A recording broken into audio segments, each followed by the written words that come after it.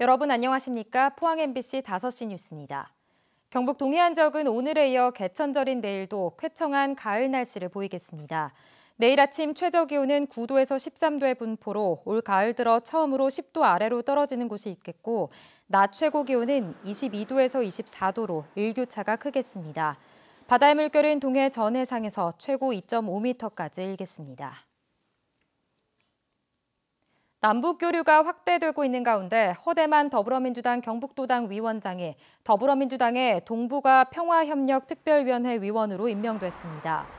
동북아 평화협력특별위원회는 송영길 의원을 위원장으로 원내외위원 30여 명을 구성해 러시아의 석탄을 포항으로 들여오는 낮은 하산 프로젝트 등 남북 경협 사업을 추진하게 됩니다. 허대만 위원장은 포항을 중심으로 한 남북 철도 연결과 낮은 하산 프로젝트, 수산업과 영일만항 활성화를 위한 협력 등을 통해 남북 교류 확대가 경북 동해안의 실질적인 발전으로 이어질 수 있도록 노력하겠다고 밝혔습니다. 대구지법 경주지원 형사합의부는 범죄단체 구성과 활동 혐의로 재판에 넘겨진 경주지역 폭력조직의 조직원 44명에 대해 최고 3년 6개월의 징역형을 선고했습니다. 경북경찰청에 따르면 이들 44명은 지난 2011년부터 4년 동안 조직에서 이탈한 20여 명과 갈등을 빚으며 각종 불법 행위를 저질렀고 무장한 상태로 유흥업소 주변을 불법 순찰해온 것으로 밝혀졌습니다. 경북도의회 저출산 고령화 대책특별위원회가 관련 부서 업무 보고를 시작으로 어제부터 본격 활동에 들어갔습니다.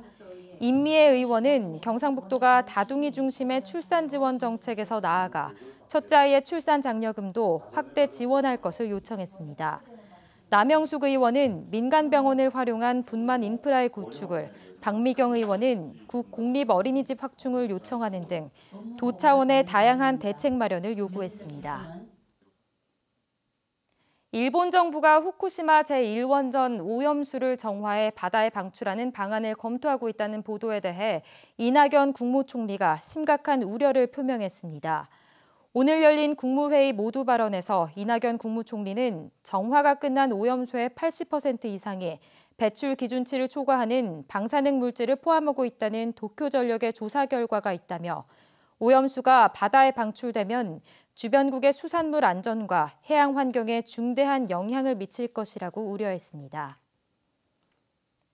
대구지방환경청은 경주 안개호에 내렸던 조류경보 관심 단계를 해제했다고 밝혔습니다.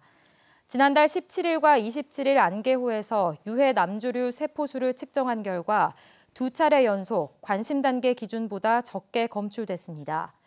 대구지방환경청은 지난달 12일부터 19일 동안 경주 안개호에 대해 조류경보 관심 단계를 발령했습니다. 포스코건설은 중소기업과 상생 협력하기 위해 오는 15일까지 보유 중인 특허 97건을 무상으로 이전한다고 밝혔습니다. 무상 이전하는 특허는 철강과 에너지, 토목, 환경, 건축 등 다양한 분야의 신기술로 포스코건설 구매 포털 홈페이지를 통해 내용을 확인할 수 있습니다. 포스코건설은 이번을 시작으로 매년 중소기업에 대한 특허 무상 이전을 시행할 계획이라고 밝혔습니다. 네, 이상으로 포항 MBC 뉴스를 마칩니다. 여러분 고맙습니다.